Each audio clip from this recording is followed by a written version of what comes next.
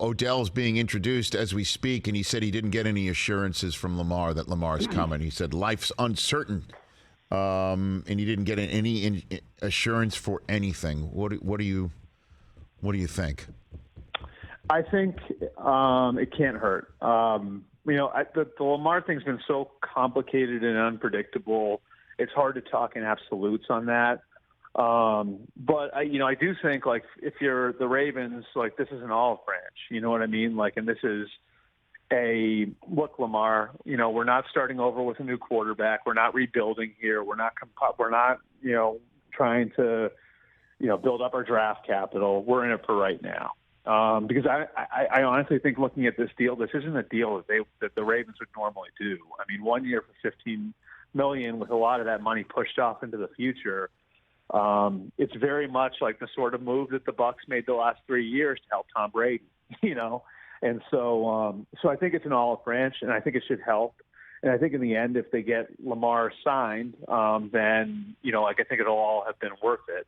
But I do think it's like a real piece of evidence that the Ravens are very serious about getting a deal done with Lamar, and they hope this can help. And, by the way, it does address a pretty big need for them, too. Like, after Rashad Bateman got hurt last year, they had almost nothing at receiver. So the idea that you could roll Bateman, healthy again with Beckham out there, got to be a pretty tantalizing thought after what Lamar, had out there with him last year. Yeah, and note to the rest of the wide receivers on planet Earth, the Ravens aren't some Bermuda Triangle. That's to be avoided. Right. Like, here's Odell saying, I will choose them. And obviously the money matters for that. He also said Steve Bisciotti texted him when they spoke, and he fired Odell up, and that's why he's here in Baltimore. Yeah. But here's the way I look at it. I mean, here's the way I look at it, right? Like, do you guys remember, you remember how on eBay, like when you used to go on the auction sites like eBay, right? Yeah. Like, you could see there'd be something up there, and then I think there was like a button that said buy now. Yes. You know what I mean? Like, where if you wanted to like kind of like skip the bidding process, there's a price like what. I feel like that's sort of what the Ravens did here. They jammed the buy now button to prevent them from going and visiting the Jets. Right, exactly. They hit the purple buy now button. But what are Lamar's options? I mean, it does appear Chris Ballard confirmed they kicked the tires on Lamar, and they also have the 4th overall pick in the draft. I guess they want to see what that's all about. I had Arthur Smith on the program, and he said, yeah, sure. I mean, we talk about everything that can improve the team, but they decided, obviously, Desmond Ridder and playing free agency the way that they did with such a spending spree on their own, and others that don't play quarterback was the way to go. I mean, what do you think Lamar's market does look like 2 weeks before the draft and then thereafter, depending on the way the draft goes? I would say, I would say like teams are going to keep their cards close to the vest. I think there's more disagreement on the quarterback class than people realize. So, what do you mean by that? What do you mean by that? I just mean it's like, I think we all look at it and say like, whoa, 4 quarterbacks in the top 10.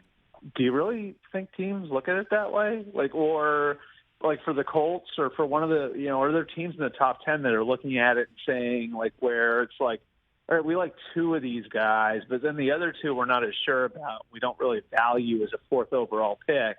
So maybe if one of them falls to us, then like, yeah, we'll do that. But otherwise, like we would rather have Will Anderson there. You know what I mean? Like that sort of logic, because it's great to get a quarterback in the first round in the top 10. You know what I mean? Like, but there's nothing more disastrous than getting one wrong there. That gets everybody fired.